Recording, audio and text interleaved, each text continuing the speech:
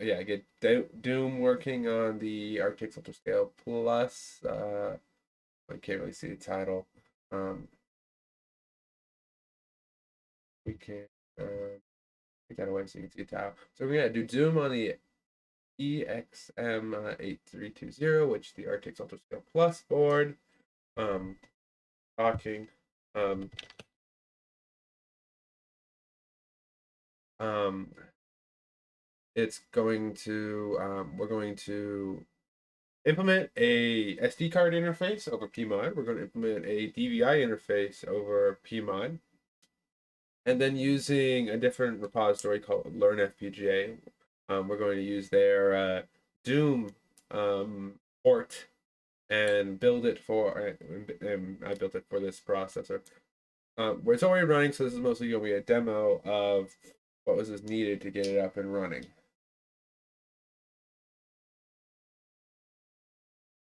Um, but yeah, um, fairly straightforward. It wasn't terribly hard, which is actually impressive. Like, right, to get a frame buffer, working on this in a few hours.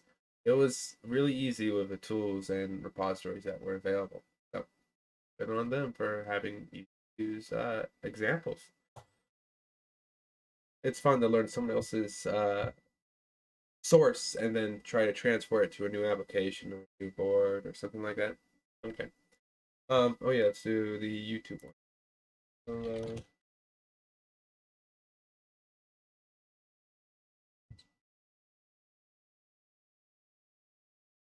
Ah, Twitch chat is lower latency than YouTube.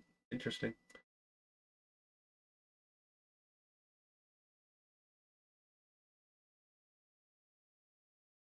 Um, okay. Let us see how things are doing. Um, okay. So let's talk about we want to play Doom. Um, Doom is a great little game. It's known for its inverse square root function. Um, and it's a fun little application to get running. It's graphical, it's entertaining, it's video game history to get running on your own RISC-V processor or your FPGA board. I think it's a good benchmark milestone. And so today, let's do it on the RTX Ultra Scale Plus. So the let's pull up that board, right? M8320. Let's just pull it up so we can get the thing. So this board has zoom in on it, has 6 synergy points. Hello, Alex. Glad you could join us for this morning session for you. So the RTX Ultra Scale Plus board has 6 synergy ports.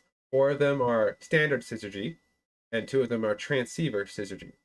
So these 3 down here are on the same VIO group, so they have the same voltage range. They share the same voltage source, per se. They are from 1 volt to 1.8 volt. And the RTX Ultra Scale Plus only has a few banks that support 3.3 volt. So up here, we only have a single synergy point port that does 3.3 volt. And Pmod is specifically a 3.3 source. So we only have one synergy port to do Pmods on. And then we have 4 transceiver ports that we can use for some things. You cannot use a standard port on a transceiver port. If I could zoom in like super close, right? Zoom in super close on this picture, you'll see that the transceiver pins are actually placed differently than the standard pins. So you can't just go and take a standard port and place it on a transceiver port. They do not work. It may result in potential damage if the board is powered. And also, these things aren't necessarily plug and play. Make sure the board is powered off when removing and inserting them for now. I don't know if there's any other requirements. So let's go back to normal magnification. So here's the board we want. This is a Citrus has 4 Pmods on it. It's we only need 3 Pmods to get what we're doing. We are using. Well, let's bring up the picture so you guys can actually. In the top right corner, we can see the Pmod. We have the SD card going up, and then the DVI one. So for DVI, the Icebreaker FPGA, one of its peripherals was this 2 Pmod DVI port. So the red and blue channels seem to be switched, but it's a great little device to have some video on any Pmod. It has, so the distance between the Pmods is actually a specification, so it's easy to plug this into almost all Pmod devices. Works real well.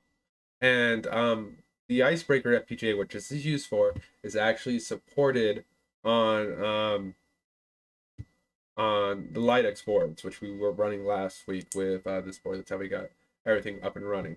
And if we go to the Xilinx boards on the Icebreaker platform, they have a DVI Pmod connector. So the R and B were different for me. So what we did, so let's talk about what I did, right? Should I say we? I feel like I should say we. What we did. I am a collective. We took, so this is our Opal Kelly XEM8320. I have to update it better for when I would do a pull request. But we added 4 Pmod connectors. But it's kind of weird. So we had 4 Pmod connectors, but these Pmod connectors are actually in a syzygy connector. So we're going to need to add a syzygy connector here and then define Pmod connectors. And that's really weird. Like, I don't know how we're going to do that in this situation. My mic is doing funny beeping. You see.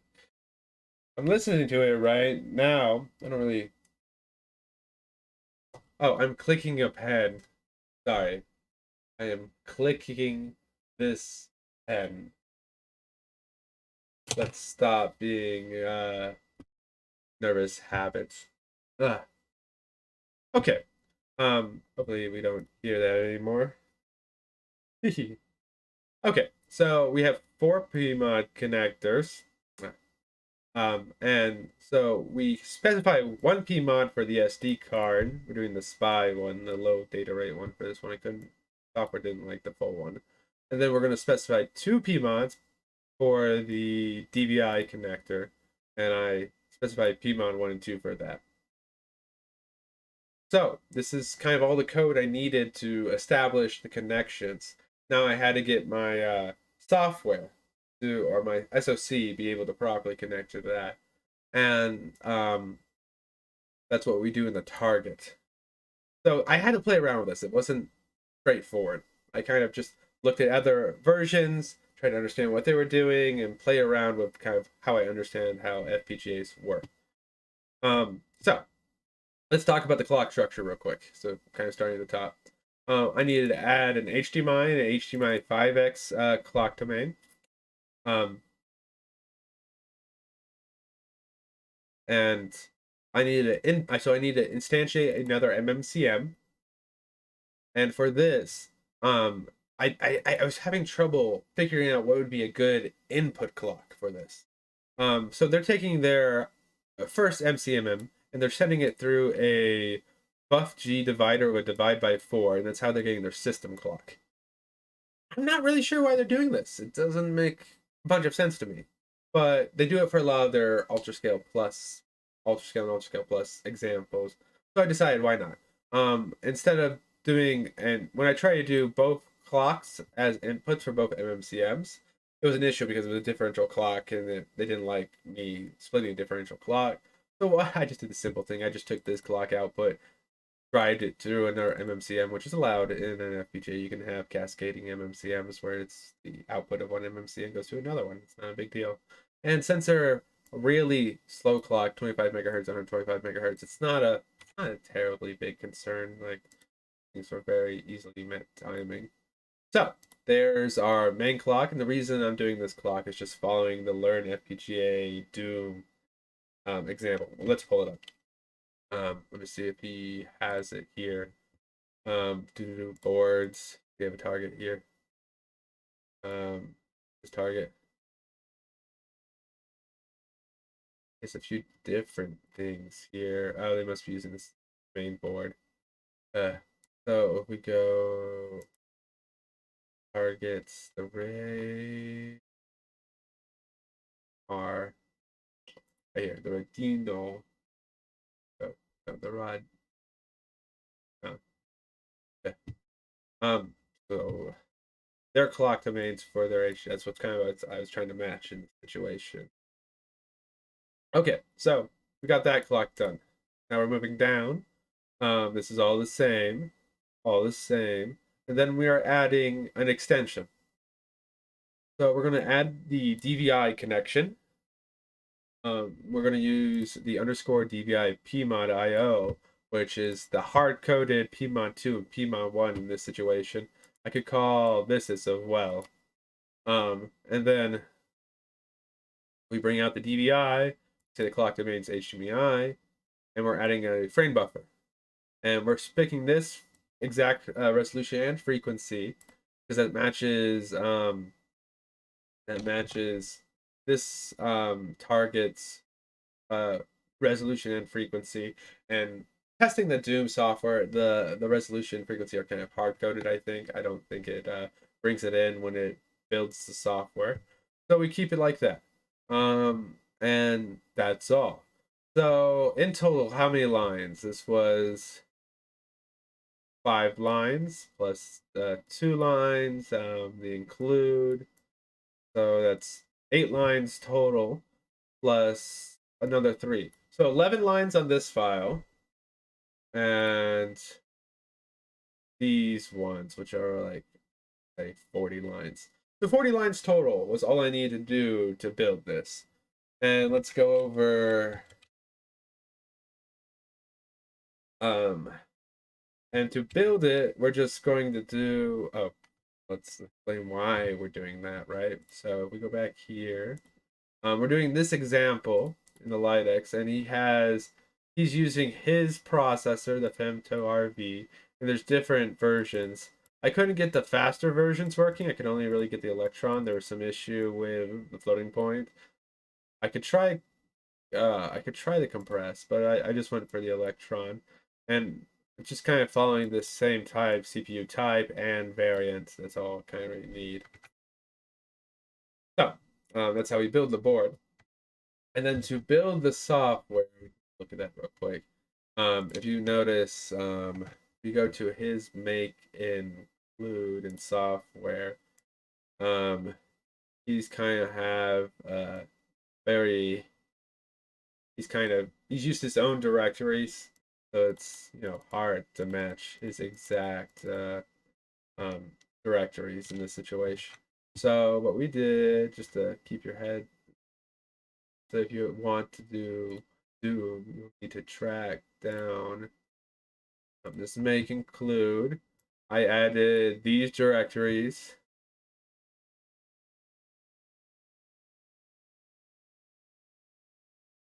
Learn FPGA.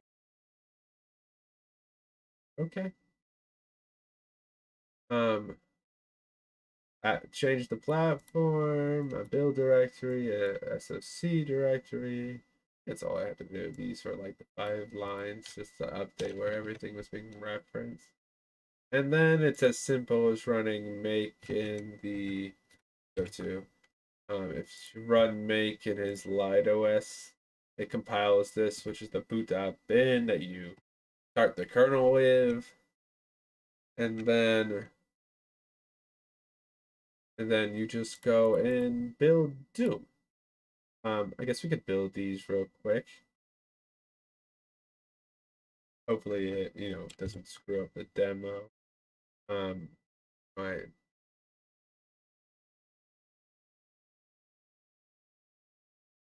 maybe did I build it in here? But yeah, just to make sure.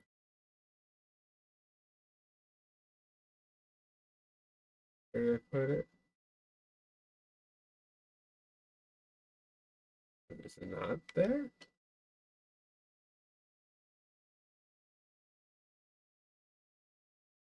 Okay, so yeah, I'm blind. So there's a big bin there. So yeah, if we do, let's pull up this terminal right here. No, we do make clean, gonna make. So this is software actually referencing referencing files generated when you build the design. So it gets all its BIOS information, the address space, all that from your SoC generation with Xilinx. Um, clean make.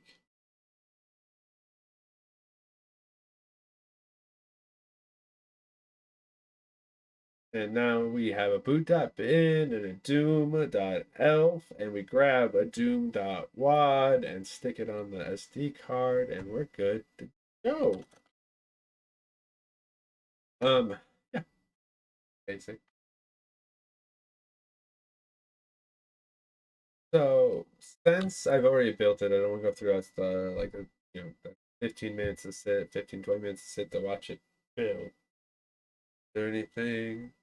I guess when you run it, you can verify all your clock speeds of what you expect that you have.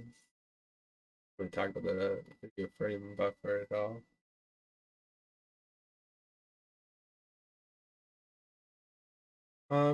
Yeah, okay. So we'll go ahead and load this onto the FPGA.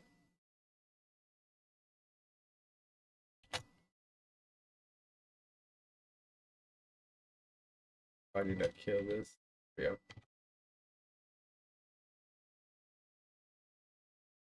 go. Okay. So we've now loaded the FPGA. Let's bring up the HDMI capture so you guys can see. That is the, hopefully, the empty. I have to double check that. Go in and activate. Okay, it should be good. Okay, now we're going to go through. So if we look at the instructions here, we're going to use the JTAG. This real quick so you can see the whole command. That's the old Doom. Don't be impressed yet. Okay, right here so you guys can see the command. There we go. So we have LightX, we have the kernel, which is the boot.bin. We have the JTAG configure, which allows us to do the JTAG UART, and we're picking the JTAG interface. We require us to, let's try this again. You're happy, you're happy.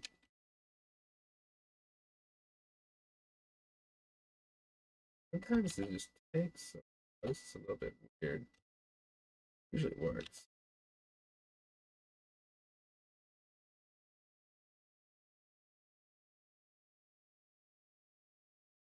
We need to plug it back in.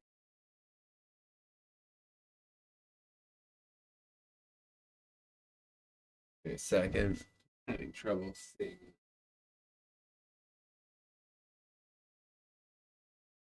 Xilinx may have not let go of it correctly.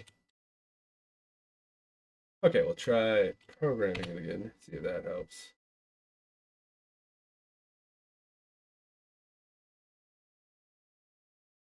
So the issue we have right now is OpenOCD and Xilinx are trying share the same device, and they have their own driver software. So it can be a little pain swapping between the Xilinx tool and OpenOCD. Okay, now we'll just keep tapping this. Don't you love how things just don't work for a demo? Section refuse. We're just literally working before I show this off.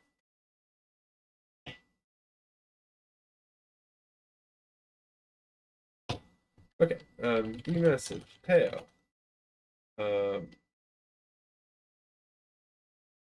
Yeah, maybe we'll try it without sudo.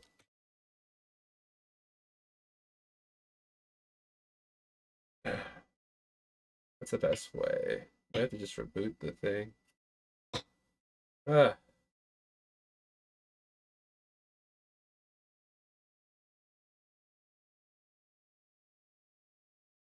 Okay, we'll try one more load.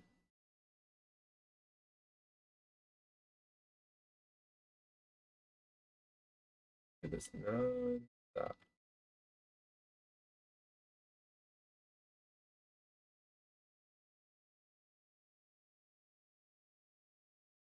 have to maybe plug into a different port.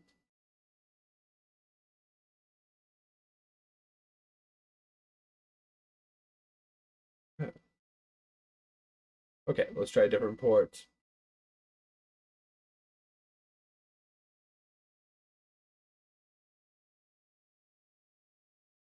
That.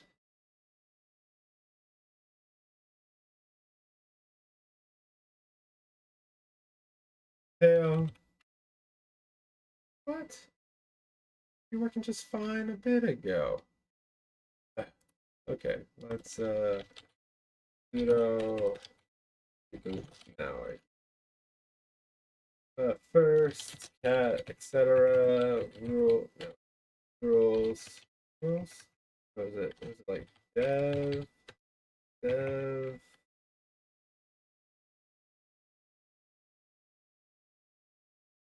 Where's the open OTD 99? Go. Make sure I still have this. Do dev. Okay. Do dev rules 99. Okay.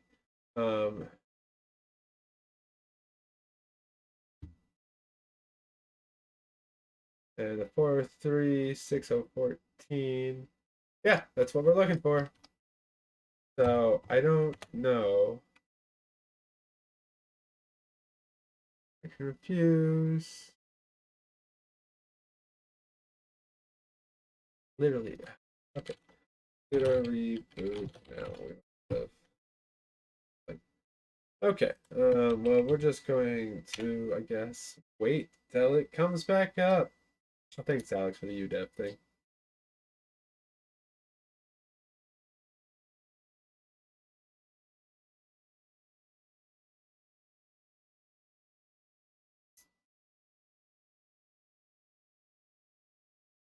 Okay.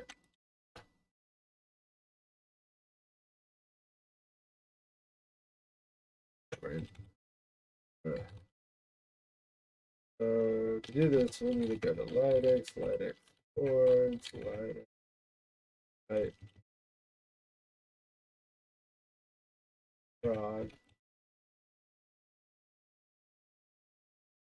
FPGA should be in shape. Okay, beautiful. Okay, so we're gonna do a reboot.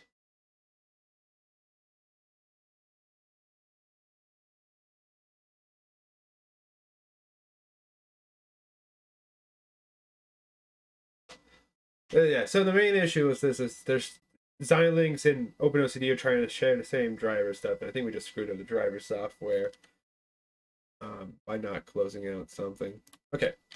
Okay, see the screen. We got black and whites on the little HDMI capture. Let's see if I can make it a little bigger for everyone. So everyone can enjoy the Doom intro. Okay, so we go down here, we type in catalog. We have Doom V0, V1, V2. These are for different FPGAs I played around with. And then we have the Doom 1 WAD, which was the game data. So we're going to run Doom V2.0.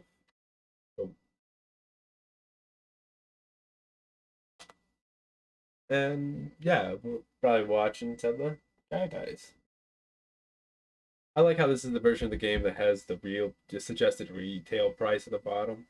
Can you imagine like a game company or a game store like GameStop, and the person plays the game and it has the retail suggested retail price at the bottom?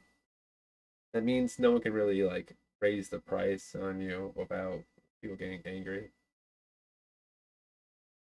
I did run this game with a faster system clock, and it was running a lot faster. Um,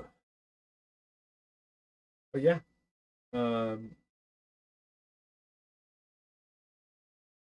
but there were some issues. It had a heap issue. I think the issues that with the faster clock, it ran out of heap faster than it could deal with it, which is understandable. I'm not sure what this. I would have to probably go into his software and increase like the heap size or something of his health. I don't think. While you guys watch this, I'm gonna go sneak on our Doom code and see if he has regions.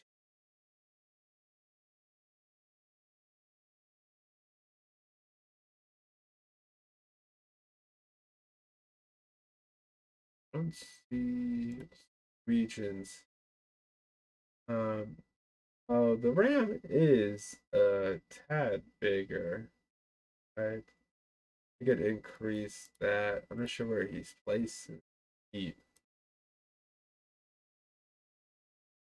Yeah, I guess we could probably go play in the code in the regions that's running, but this works.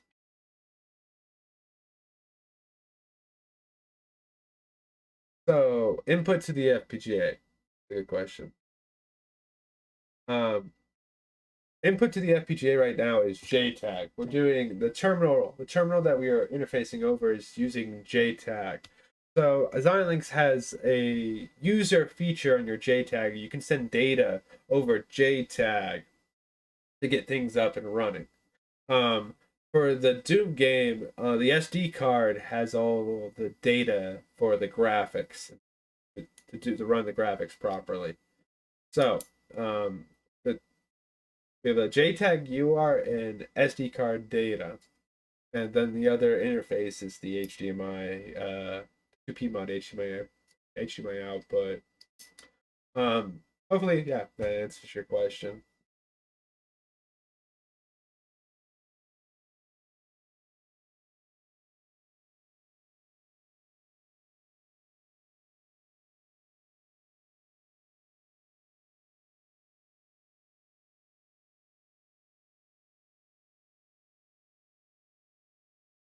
Where do we go from next? So, the next project with this board, there's a USB-C data interface on this board, but it uses proprietary Verilog files to transfer the data. The next goal is to have a way to Xilinx to wrap around that and connect it to its system. So we could do like a wishbone interface, a UART interface, and a DMA interface, and be able to maybe rapidly load data to the frame buffer, see things on the output, and probably the just make sure it's working. Um, and yeah, once that gets working, um, maybe do like a processor reset. Um, Try to do maybe connect the light scope to that, where you can like have a logic analyzer on your system. Kind of like JTAG back for that. Um, but then yeah, once we get the video working, we can try to get the camera working and get a Xilinx camera interface. Maybe get a Xilinx VIP camera interface working. And then start trying to do video processing or machine learning rapidly within IDEX. That'd be cool.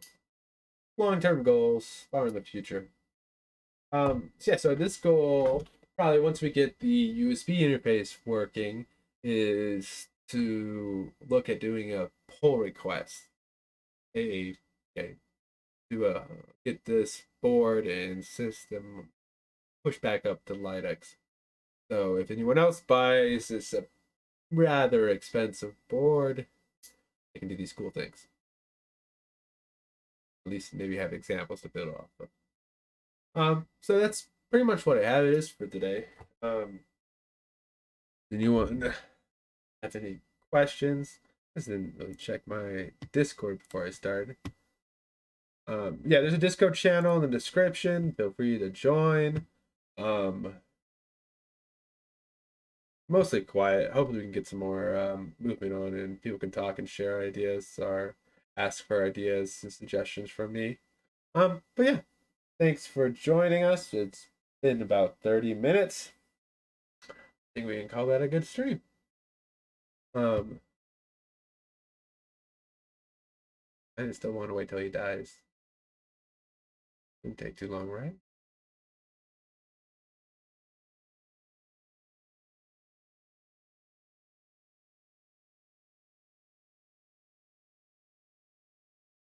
I want to see a death animation.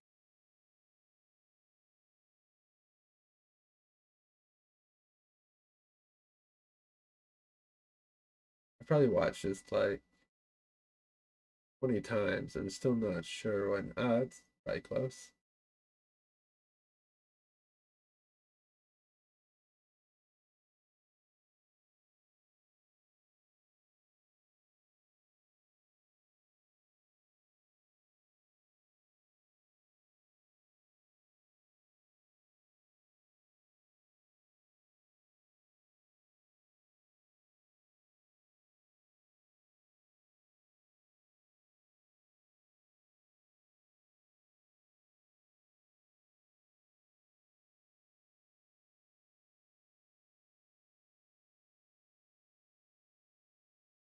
Yeah, Alex, I'm hope to have instructions to be able to run it on the Linux version. So this is kind of a bare metal version. I was hope to be able to figure out how to run the Linux version on some other of the processors, or maybe just figure out how to build it on other processors. Okay, here's the death animation. We got the credits.